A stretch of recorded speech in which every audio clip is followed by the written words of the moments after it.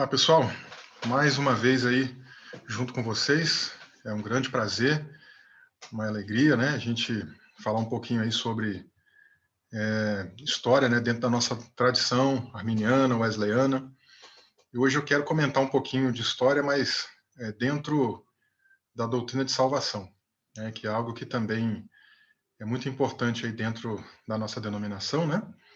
E a gente vai começar falando aqui sobre a criação, a queda e a redenção do ser humano, já nessa ótica da nossa identidade teológica, que é a tradição armínio-wesleyana. Começando um pouquinho com a questão da criação, até aproveitando, né, quando eu falo aqui de criação, eu estou pensando no ser humano, né? A criação é um tema bem amplo.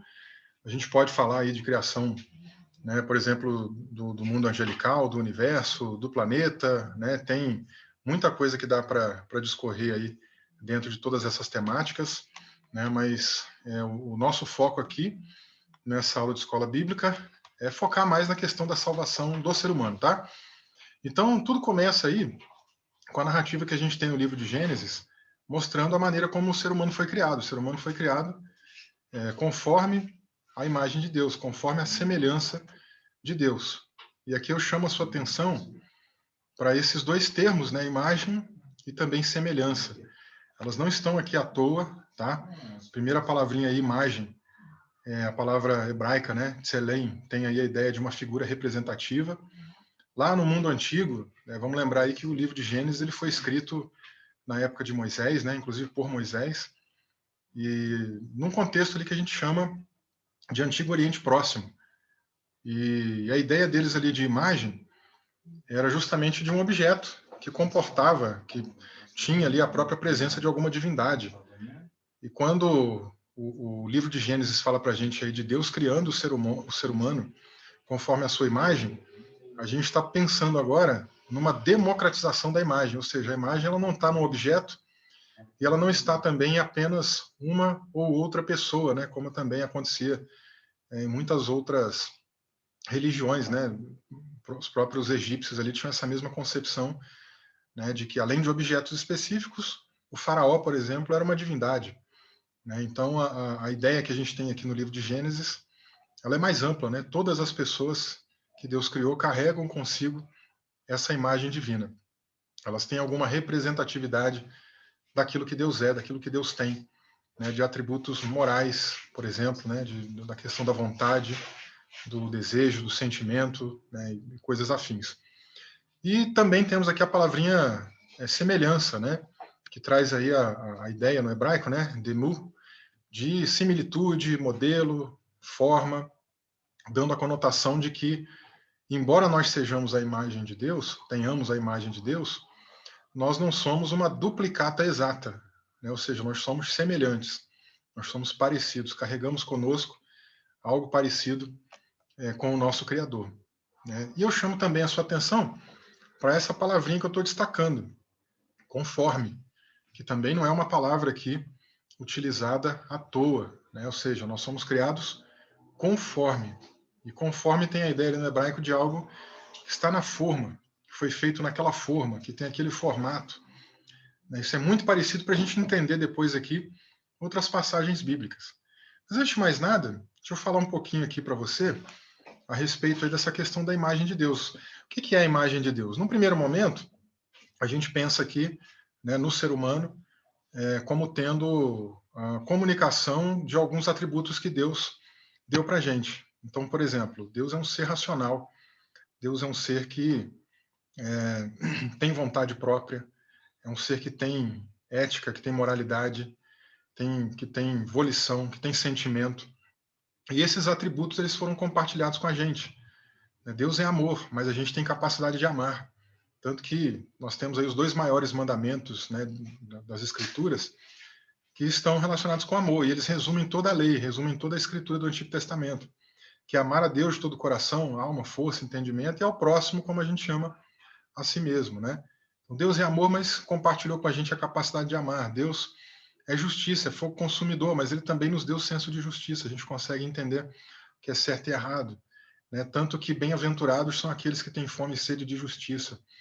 e daí para diante, né? Então, Deus compartilhou com a gente esses atributos, isso faz parte da nossa vida.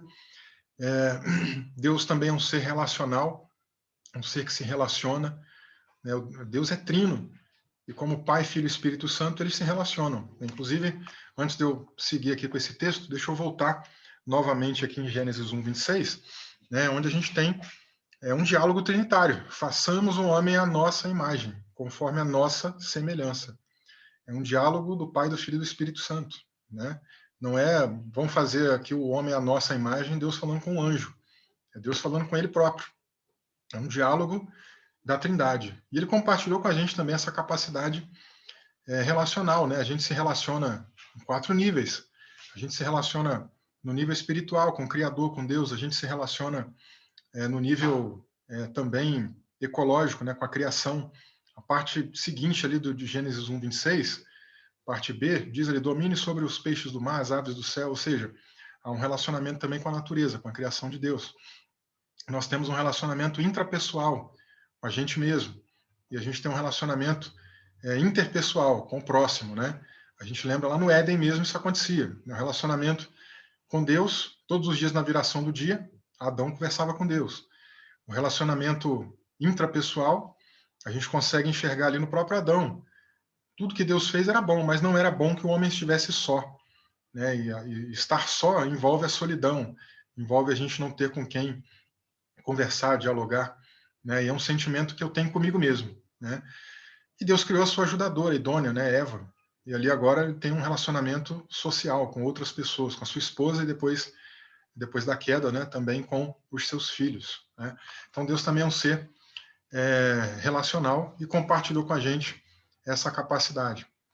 E falando um pouquinho sobre imagem de Deus para a gente entender um pouco melhor, nós temos aí também no Novo Testamento algumas passagens bíblicas que nos ajudam a entender essa verdade bíblica. Né? A primeira delas, eu quero ler para vocês aqui em 2 Coríntios 4, versos número 4 também.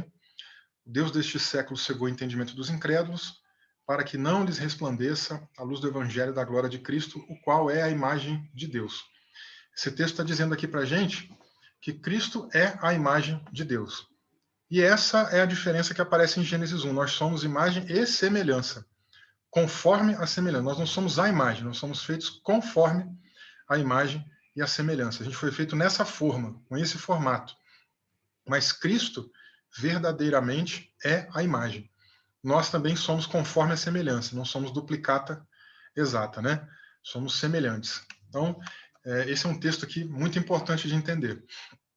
Outro texto bacana é o de Colossenses capítulo 1, versos 14 e 15. Em Cristo, em quem a gente tem a redenção, a saber, a remissão dos pecados, e que ele, Cristo, é a imagem do Deus invisível. Né? Ou seja, Paulo escreveu aos Coríntios que Cristo é a imagem, e aqui aos Colossenses ele repete essa verdade, que Cristo é a imagem. Agora, há uma outra verdade muito interessante em Romanos 8, 29, num texto que às vezes gera algumas dúvidas, né, por parte de algumas pessoas em relação à ideia de predestinação. Aqui nesse texto, a gente tem o apóstolo Paulo dizendo que aqueles que Deus conheceu de antemão, ele predestinou essas pessoas para que elas fossem conforme a imagem do seu filho. Ou seja, para que essas pessoas também fossem conforme a imagem de Cristo. E aí, para entender essa questão aí de ser conforme a imagem de Cristo, Cristo é a imagem de Deus, vamos entender aqui alguns efeitos da queda, né? Algumas coisas que aconteceram aí com a queda de Adão, o que a raça humana herdou, né, a partir desses efeitos. E a gente vai passar um pouquinho também, já que a questão aqui envolve história, então a gente vai passar um pouquinho pela história, vai ver, por exemplo, como que Agostinho, né, lidou com essa ideia aí da queda do ser humano, como que Pelágio, né, que era um monge ali da época dele, que debateu com ele, entendeu essa mesma questão, como que um outro monge também, daquele mesmo tempo, chamado João Cassiano, lidou com isso, tudo isso no século V. Depois a gente vai falar um pouquinho de Jaco Armínio, dos seguidores de Armínio, um pouquinho de John Wesley, e aí em seguida a gente volta para a Bíblia, né, para entender um pouco mais sobre essas verdades aqui relacionadas à imagem de Deus. Tá? Então, a primeira coisa que eu quero destacar em relação aí à imagem e aos efeitos, né, da queda na imagem de Deus, envolve a linguagem bíblica de morte, a morte espiritual e o que a gente também chama de solidariedade da raça. O que são essas duas coisas? Primeiramente, né, morte. Morte envolve separação. Né? Vamos lembrar aqui, Gênesis 2,17, a gente tem ali o Senhor dizendo para Adão, né, que ele podia comer de tudo que tem no jardim, exceto da árvore do conhecimento do bem e do mal. Dessa árvore não comerás, porque no dia que você comer dela, certamente morrerá. Né? É o que Deus diz aqui para Adão. Adão comeu do fruto, Eva comeu do fruto, eles morreram? Eles morreram. Eles não morreram fisicamente ali de imediato, embora a morte física também fosse um efeito da queda. Mas seria um efeito mais para frente, né? A longevidade do casal diminuiu. Os dias deles dali para frente começaram a ficar em ordem decrescente, né? A cada dia eles viviam menos. Mas a morte que estava falando ali era a morte espiritual, essa separação do Criador. Né? Tanto que a gente vai encontrar, né, essa mesma linguagem aí sobre morte aqui em Romanos 5,12. Assim como por um só homem entrou o pecado no mundo e pelo pecado a morte, assim também a morte passou a todos os homens, porque todos pecaram. De novo aqui falando dessa morte espiritual, né, desses efeitos, né, da separação da criação para com o Criador. E a gente ainda tem, inclusive também no livro do Apocalipse, né, alguma coisa falando sobre uma segunda morte. O que é essa segunda morte? Essa segunda morte ela é a alienação, essa separação eterna. Né, porque as pessoas que não se reconciliaram com Cristo, né, com Deus por meio de Cristo, se rendendo à graça de Deus nessa vida, elas vão experimentar essa segunda morte. Elas estavam mortas aqui nos delitos e pecados nessa vida e vão experimentar a segunda morte. A segunda morte é essa separação eterna. Então, quando a gente pega essa linguagem aqui metafórica, né, que aparece em Gênesis, que aparece aqui em Romanos, da morte, nós estamos falando dessa separação. E Paulo explica melhor isso aqui em Romanos 3,23, quando ele diz aí, porque todos pecaram e destituídos estão da glória de Deus. O destituídos aqui que eu destaquei é que eles perderam, né? Não tem mais. E essa glória de Deus aqui é a presença de Deus. Então, por causa do pecado, entrou essa separação, entrou essa destituição, entrou essa alienação. Né? E as pessoas ficaram, então, separadas, destituídas da presença de Deus, da glória de Deus. Né? E gerou essa morte. Olha aí, por exemplo, alguns textos que o apóstolo Paulo vai falando também aí sobre essa questão da morte. Né? Aqui em Efésios 2,1, ele vos vivificou, estando vós mortos nos vossos delitos e pecados. Efésios 2,5, estando nós ainda mortos em nossos delitos, nos vivificou juntamente com Cristo. E lá em Colossenses 2, verso 13, né?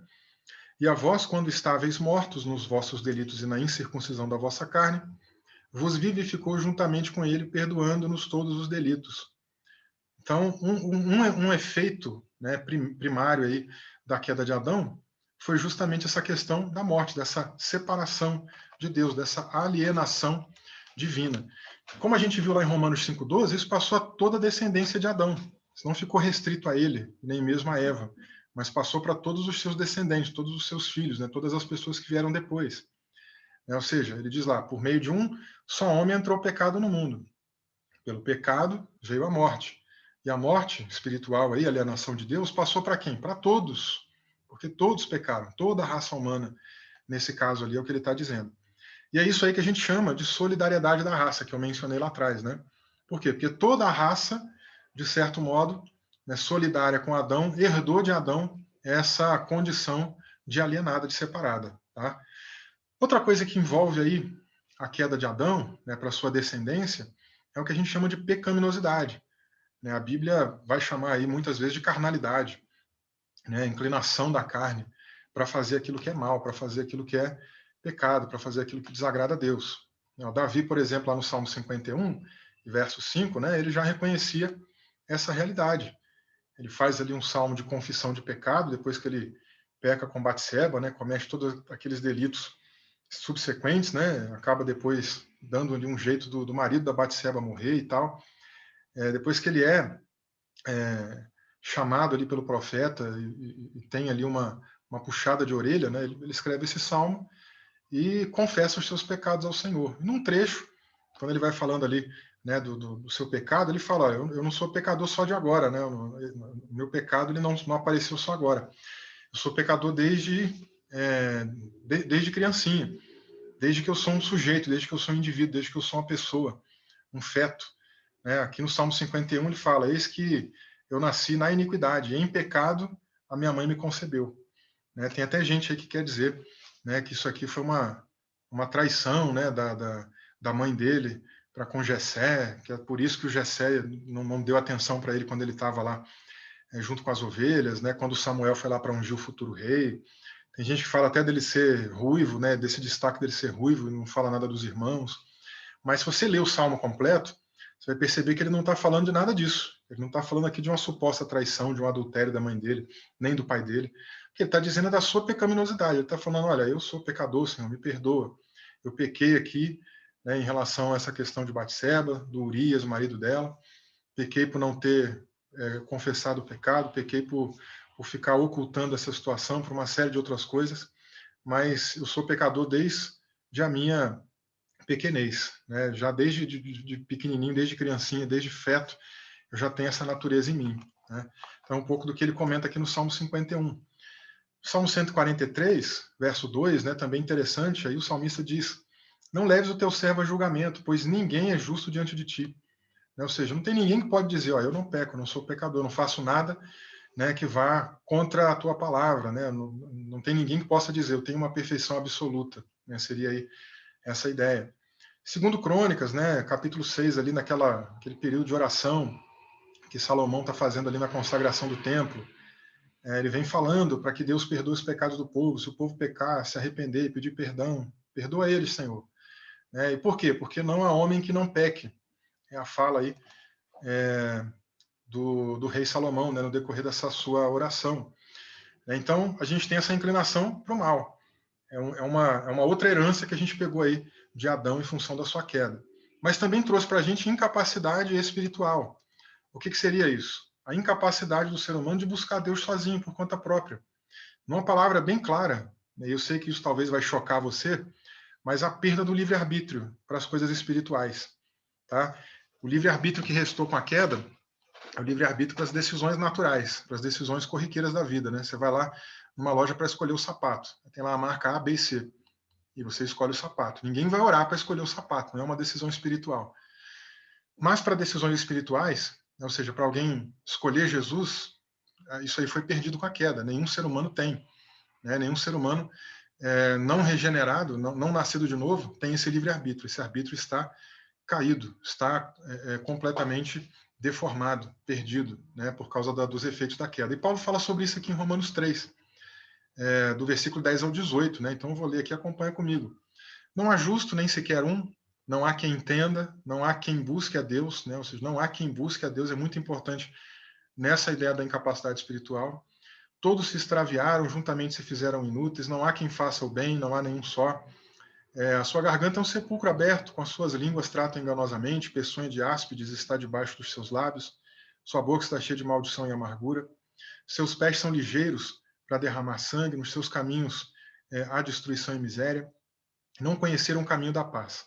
Não há temor de Deus diante dos seus olhos. Né? Está falando aqui dessas pessoas que ainda não se renderam a Cristo, né? Dessa inclinação para o mal, da falta de temor e da incapacidade de buscar. Não há quem busque. Né? Então é um outro efeito aí também da queda de Adão na sua descendência. E ainda uma outra questão é a deformação da imagem divina. A gente viu que o ser humano foi criado conforme a imagem de Deus. Mas o que aconteceu? Uma deformação da imagem. A queda deformou essa imagem. E eu sempre uso aqui um trocadilho, né, um jogo de palavras, para facilitar a nossa compreensão. Deus criou o ser humano conforme, mas o que a queda fez? Ela deformou e deixou a imagem divina no ser humano disforme, deformada. De modo que Paulo escreveu aí que o desejo de Deus é que essas pessoas sejam, de novo, conformadas à imagem do seu filho. Então, para isso que ele predestinou. Né? Quando a gente fala de predestinação em Romanos 8, 29, a gente está falando de uma predestinação para que as pessoas sejam conformadas à imagem de Cristo. Né? Ou seja, vamos fazer de novo um trocadilho. As pessoas, Adão e Eva, né, criados ali conforme a imagem. O que a queda fez? Deformou a imagem. A descendência de Adão e Eva seguiu com a vida, né, com uma imagem deformada. Mas o desejo de Deus é que haja uma reforma, né, para que essas pessoas sejam novamente conforme a imagem. Né? Então, com esse trocadilho aí, a gente consegue entender legal, né, a situação desde a queda até o plano divino aí de restaurar essas pessoas. Né? Conforme, que aparece aqui em Romanos 8:29, no grego, essa palavrinha aí, ó, sumorphos. E o significado dela é a mesma coisa lá também que eu já mencionei para vocês no hebraico, né, no livro de Gênesis. O significado é a ideia de ter a mesma forma, ser similar. E para ser conforme, é colocado na forma. Então, fomos criados nessa forma, muito parecido com Deus, nesse formato de como Deus é. A queda deformou esse formato. E o plano de Deus, por meio do novo nascimento, é restaurar essa imagem divina na gente para que a gente seja novamente conforme a sua imagem. Mas isso é um caminho, né? Ninguém está pronto já, né? Quando nasce de novo. Então tem um caminho de santidade, o caminho da santificação. A gente vai sendo ali restaurado conforme a imagem de Deus. E a glorificação que vai finalizar isso, que a gente finalmente vai estar ali semelhante a Cristo, né? E aqui essa ideia da deformação que eu já comentei, mas eu vou mostrar para vocês numa figura, numa imagem que acho que fica legal aí para a gente entender. Então, antes da queda, olha aí, do nosso lado esquerdo, né? Temos aí um casal em cima aí de uma fonte de água, né? A água está paradinha e o reflexo deles é refletido de maneira perfeita. Agora, o que acontece depois da queda com essa mesma imagem? A imagem agora está distorcida. Depois da queda, a ideia aqui é essa, né? Deformou a imagem. Então, há coisas da imagem de Deus que permaneceram e há coisas da imagem de Deus que se perderam, que não estão mais no ser humano, né? Nesse ser humano não regenerado, tá? E aí teve um debate, gente, na história muito grande para discutir essa questão. Inclusive, comentei sobre esses homens aqui na nossa introdução, né? Mas agora eu os menciono novamente. O primeiro deles aqui, Agostinho de Hipona, o segundo, né, Pelágio, e o terceiro, João Cassiano. Todos eles aí nessa transição do século IV para o século V, e eles travaram grandes debates no século V, tá? Já no iníciozinho aí dos anos 400, né, para você ter ideia. E o que aconteceu aqui? O Pelágio, vamos começar por ele, né, porque tudo começou ali na maneira como ele enxergava essa questão da imagem de Deus. Para ele, a imagem divina, ela permaneceu intacta depois da queda. Então, Adão pecou, responsabilidade de Adão. Os filhos de Adão não tem problema nenhum. Só que a gente já viu, lá em Romanos 5,12, que isso não é verdade, né? Porque por um só homem entrou o pecado, pelo pecado a morte, e a morte passou a quem? A todos. Então, não tem essa coisa de só Adão pecou e os filhos dele não têm pecado. Não, todo mundo herdou essa natureza de Adão. A gente já viu outros textos aí ensinando isso. E em cima dessa ideia do Pelágio, que a imagem de Deus está intacta, de que não tem problema nenhum, ele negava, né, essa ideia aí de que todo ser humano tem uma inclinação para fazer o que é errado, para fazer o que é pecado, o que é pecaminoso, o que desagrada a Deus. Né, e dizia que as pessoas elas vão aprender a pecar não porque tem uma natureza corrupta em si, né, não porque ela herdou de Adão essa natureza, mas porque ela vai ver o outro pecando, e aí pela sociedade, pela socialização, ela vai pecar. E ele acreditava, então, que todas as pessoas têm um livre-arbítrio também intacto. Que se a pessoa quiser ser salva, ela tem que escolher. Deus não tem que fazer nada, é a pessoa que tem que escolher. Ela tem ali a noção de certo e errado, e ela vai falar, não, eu quero viver o certo, eu quero ser salvo, e ela tem que se esforçar na visão do Pelágio para ser assim, né, certa, perfeita, impecável, infalível até o final da vida. Tá? Ideias aí que são completamente erradas, né, se a gente for olhar. O Agostinho, o que ele fez? Ele falou, não, o Pelágio está errado, escreveu carta, criticou, questionou, teve um debate ali muito forte, né, em relação a isso. E o Agostinho dizia, não, a imagem de Deus, ela não está intacta. A imagem de Deus, ela está corrompida. Né? E o Pelágio dizia lá que o ser humano, depois da queda, permanece vivo espiritualmente. Mas o que Deus disse? Quando você comer, você vai ficar morto, vai morrer. A gente já viu Paulo falando aí um monte de vezes, né? Pegamos aí textos da Bíblia mostrando essa questão da morte espiritual. E Agostinho falava, não, depois da queda o ser humano ficou morto, espiritualmente falando. Né? E os efeitos disso para a imagem de Deus, quais são? O fato de que as decisões espirituais foram perdidas. E as decisões naturais, embora ainda continuem, elas são também guiadas por essa vida, né, por esses desejos pecaminosos, por essa falta da graça de Deus na vida da gente. Né? Então, é o que ele defende, o que Agostinho defendeu. Aí entra um outro cara, que é o João Cassiano, que vai defender um posicionamento no meio do caminho. E o João Cassiano defendia o seguinte: a imagem de Deus não está viva, não está morta, está doente. Né? E o ser humano, ele, então, não está neutro, como dizia Pelágio, e nem com a imagem de Deus totalmente desfigurada, como dizia Agostinho, mas ela só está doente. Tem muitas partes dela que continuam ativas. E ele acreditava que a pessoa podia, né, diferentemente aí do Pelágio, ela podia dar o primeiro passo para ser salva. O Agostinho já dizia que não era possível o ser humano dar passo nenhum se a graça de Deus não viesse. Tanto que o Agostinho é o cara que inventou o termo graça preveniente, que a gente, inclusive, na nossa tradição, né, arminiana, wesleyana, fala muito. O que é a graça preveniente? Aquela graça que vem antes, porque o ser humano está morto no delito e pecado, ele não tem condição de ir em busca de Deus, de dar o primeiro passo, ele não tem condição de dar passo nenhum. Deus vem ao encontro dele graciosamente, ilumina a mente dele para poder mostrar o que é certo e chama essa pessoa para a salvação. O que o Cassiano falava? Não, a pessoa pode dar o primeiro passo sozinha. Ela vai entender que Deus existe, vai dar o primeiro passo e Deus vai fazer o resto. Né? Então, tanto o posicionamento do Pelágio como o pensamento do João Cassiano negavam o pecado original, né? E também foram condenados aí pelas reuniões, pelos concílios, né, que a igreja fez. Inclusive as igrejas protestantes, né, também são contra o pensamento de Pelágio e João Cassiano e seguem aí esse pensamento de Agostinho, tá bom? Então, essa ideia aí de que o ser humano não regenerado, né, tem livre-arbítrio, está errado, tá? O pensamento como a própria Igreja do Nazareno e o protestantismo também adota é o pensamento de Agostinho, né? Aqui tem um quadro para a gente ter uma ideia aí para ilustrar um pouco disso aí que a gente falou, né? Então, por exemplo, lá no pensamento de Agostinho, qual é a condição do ser humano? Está morto. No pensamento do Pelágio, não, ele não está morto, ele está neutro. No pensamento do Cassiano, está enfermo, está doente. O livre-arbítrio, para Agostinho, está perdido. Para o Pelágio, está intacto. Para o Cassiano, está intacto também. A imagem de Deus, para o Agostinho, está corrompida. Para o Pelágio, está intacta, a gente falou disso, né? E para o Cassiano, ela não está nem corrompida nem intacta, ela está afetada. Né? E essa depravação, ou seja, essa pecaminosidade, essa inclinação para o pecado? Para Agostinho, é total. Né? Todo ser humano, né, corpo, alma e espírito, daquele que não nasceu de novo, né, está inclinado para isso, para o pecado.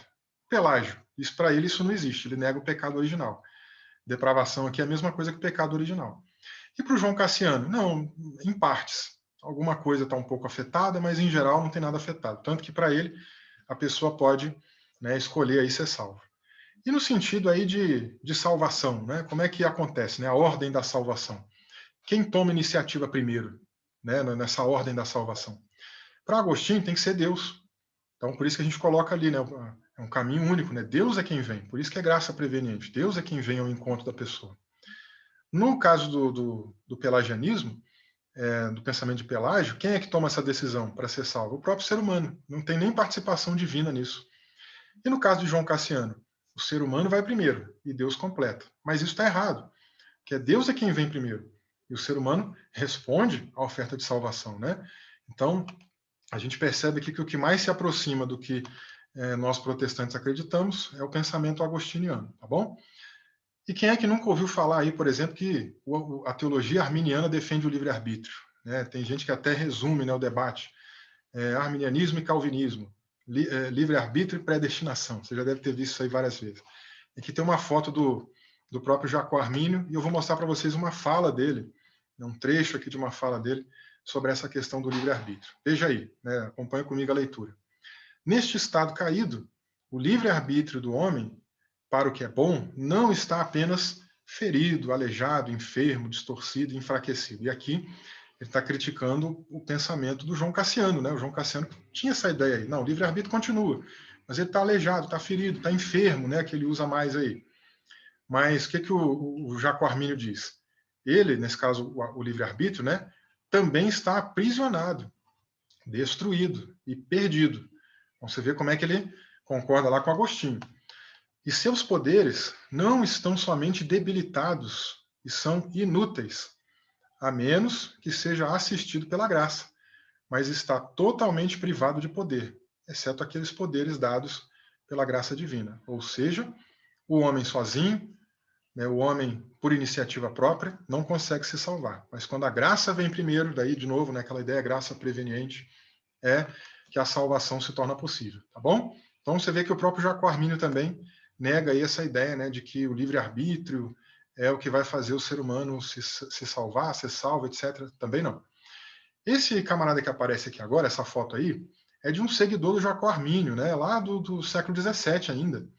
Né? Na aula anterior a gente falou um pouquinho, se você se lembrar, de como o pessoal foi lá, escreveu alguns artigos, foi para a rua, né, para contestar o pensamento calvinista. Eles escreveram 5 artigos, né, que ficaram conhecidos como os artigos da remonstrância. Remonstrância lá significa protesto. Né? Então, essas pessoas que foram protestar contra o calvinismo escreveram lá 5 artigos, e o líder deles nessa época era esse homem aqui, chamado Johannes Württembergart. Esse nomezinho difícil aí que a gente não vai guardar muito fácil, não.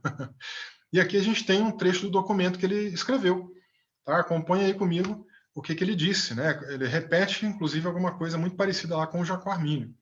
Então veja aí, que o homem não possui por si mesmo a graça salvadora, nem as obras de sua própria vontade, de modo que em seu estado de apostasia e pecado para si mesmo e por si mesmo, não pode pensar nada que seja bom, nada a saber que seja verdadeiramente bom, tal como a fé que salva antes de qualquer outra coisa, mas que é necessário que por Deus em Cristo e através de seu Santo Espírito, seja gerado de novo e renovado em seu entendimento, afeições, vontade e todas as suas faculdades, para que seja capacitado a entender, pensar, querer e praticar o que é verdadeiramente bom segundo a palavra de Deus. Então, de novo aí, né, um arminiano, agora já podemos colocá-lo assim, repetindo um pouco do que Armínio falou, o livre-arbítrio espiritual não existe, foi perdido com a queda, né?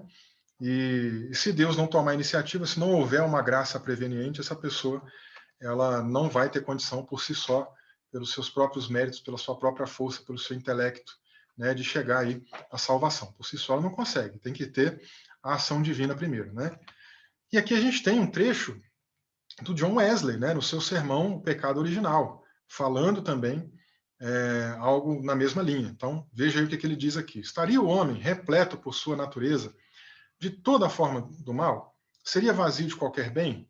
Acha-se de todo decaído? A resposta precisa ser positiva. Se não for positiva, o que vai acontecer? Ele diz aí que é mero paganismo. Né? E ele mesmo responde aí a pergunta. Abre aspas aí, John Wesley de novo, né? Se até aqui você concorda, então é cristão. Negue isso e não passará de um pagão. Então, veja aí como é que ele também leva super a sério, né? Essa questão. E aqui uma forma a gente entender melhor, né, o que aconteceu aí com a imagem de Deus depois da queda, pegando aqui emprestado um pouco do conceito de John Wesley de imagem de Deus.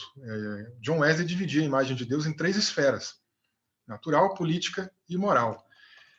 O que era a imagem natural? Envolve a vontade, a razão, né, mas especialmente essa liberdade para as coisas naturais da vida. Né? Então, podemos chamar aqui, para facilitar, né, de livre-arbítrio natural. Esse livre-arbítrio natural, depois da queda, se manteve, continuou. Né? Porque é o que eu falei, a pessoa não está tomando uma decisão espiritual, ela não ora. O exemplo é da marca de tênis. Tem 3 marcas lá na loja, marca A, B e C. Você já viu alguém dobrando o joelho numa loja lá e orando? Que marca que eu levo, Senhor? Qual tênis que eu levo para casa? Não tem, né? Então é uma vontade natural, uma coisa que a pessoa vai decidir por conta própria. Claro que, né, mesmo ela tendo alguma liberdade em relação a essas coisas naturais, né, ou seja, não espirituais, ela também, de certa maneira, é guiada aí pelos seus impulsos carnais, né? Então, de repente, ela vai olhar, esse tênis aqui é mais barato, mas eu gostei mais aqui do outro, que é mais caro, bem mais caro, não tenho condição de pagar direito, mas eu vou comprar ele assim mesmo. Às vezes por vaidade, né? Porque ele quer mostrar o tênis bonito, quer fazer inveja nas pessoas. Então, essa motivação é pecaminosa, é errada e às vezes guia nessa direção, né? Na escolha, tá bom? Então, apesar da pessoa ter a liberdade aí para as coisas naturais, muitas vezes essa vontade ela é guiada pela sua carnalidade. Deixa eu pular aqui para a imagem moral, que é o contrário da imagem natural. O que é a imagem moral? Ela é, já agora, a espiritualidade do ser humano. A imagem natural tem esse, digamos, livre-arbítrio natural, que a gente pode dizer que não foi perdido, mas foi corrompido. Eu dei o exemplo aí da marca de tênis para deixar isso claro. Mas o livre-arbítrio espiritual, esse foi perdido. Por isso que o ser humano não nascido de novo, ele não consegue dar nenhum passo em direção a Deus. Ele precisa que a graça de Deus venha primeiro, né? Por isso a gente dá o adjetivo ali de preveniente, né? Que vem antes, né? Que no latim significa isso, tá?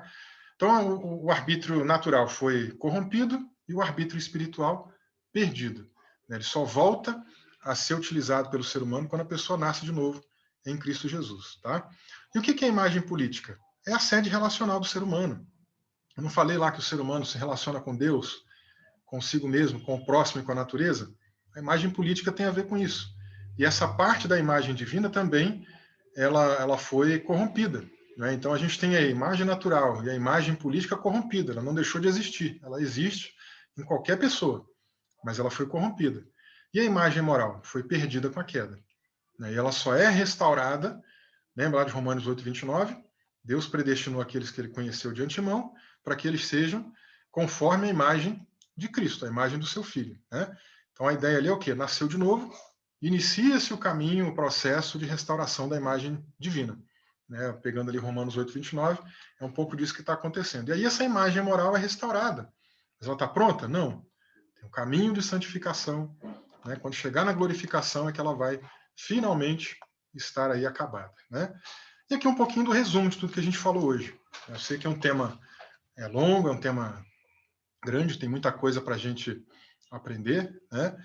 Depois assista de novo aí esse vídeo, né, para você pegar mais informações. Digita aí, de repente, né, o meu nome aí pelo YouTube, você vai ver outras palestras, né, que eu tenho sobre esse assunto, vai se aprofundando. Eu tenho certeza que tem muita coisa para a gente aprender juntos aqui sobre essa dinâmica, né, da salvação na tradição arminiana wesleyana. Mas um resumo aqui. Vamos lá. Como que a gente pode resumir tudo que a gente falou nessa aula hoje? Primeiro, Deus criou o ser humano bom e perfeito. Adão, antes da queda, era bom e perfeito, gente. A gente viu lá, Gênesis 1:26, façamos o homem à nossa imagem, conforme a nossa semelhança. E Deus viu que tudo que ele tinha feito não era apenas bom, era muito bom, né? Então, tudo era muito bom. Adão era bom e perfeito. Porém, veio a queda. E o que a queda fez? A queda, primeiramente, a gente viu em Romanos 3:23, fez com que as pessoas estivessem destituídas da glória de Deus, da presença de Deus. Houve uma separação, a queda alienou a humanidade do Criador, né?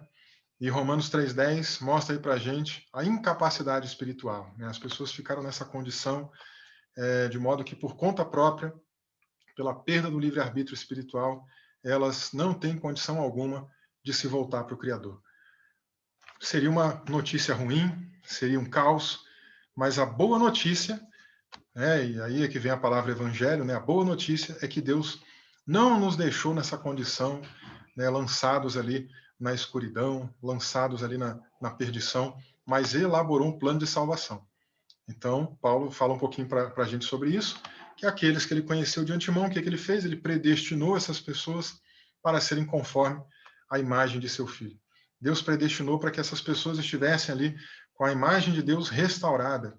O que ele quer para a humanidade, o que ele quer para as pessoas, é que as pessoas sejam de novo semelhantes a Cristo, né? Sejam parecidas com Cristo. E a santificação, gente, nada mais é do que, né, o trabalho de Deus, aí, o trabalhar de Deus para que a gente vá todos os dias se parecendo um pouquinho mais com Jesus. Todos os dias ele vai lapidando a gente. E essa imagem vai ficando cada vez mais conforme, vai ficando cada vez mais dentro do formato, da forma, para que a gente pareça com Jesus Cristo, né? E aí a gente termina mencionando, né, que uma vez que Deus nos trouxe para a presença de Deus, nos reconciliou com Ele, né, restaurou em nós a imagem divina, Ele não quer que a gente fique sentadinho aí no banco, não. Sei que você está, né, nesse momento aí assistindo essa aula, talvez você está deitado, talvez você está sentado. Essa época de pandemia a gente tem, né, feito muito isso, né? Às vezes está deitado em casa, na cama, no sofá, assiste uma aula, ouve alguma coisa, ouve um podcast. Talvez você está aí sentado ou deitado, mas Deus não quer que a gente fique só assim, não. Deus quer que a gente leva a mensagem do Evangelho, que a gente espalhe essa palavra, né? Ele nos reconciliou para a gente também reconciliar. Somos reconciliados para nos tornarmos aí ministros de reconciliação. Olha o que Paulo disse aí em 2 Coríntios 5:18. Tudo isso provém de Deus. Tudo isso provém de Deus, que estava reconciliando consigo mesmo o mundo por meio de Cristo e nos deu o ministério da reconciliação. agora a gente também participa ativamente desse ministério, dessa incumbência, né? E vamos trabalhar. Do mesmo modo como a imagem de Deus está sendo restaurada em nós todos os dias mais um pouquinho, que a gente seja instrumento de Deus para ver outras pessoas também recebendo essa dádiva de Deus, essa bênção de Deus, para serem também reconciliadas e restauradas na imagem divina, tá bom? É isso aí, gente. Eu, mais uma vez aqui, agradeço vocês, né, por esse tempo que a gente pôde passar junto aqui nessa Escola Bíblica Dominical. Se Deus quiser, numa próxima oportunidade, né, a gente vai estar junto aí outra vez, falando sobre mais algum outro tema, né, que foi interessante, me coloco aí à disposição. E deixo aqui o meu forte abraço. Um abraço virtual, né, por enquanto está tendo que ser assim, mas que Deus continue abençoando vocês aí poderosamente, em nome de Jesus.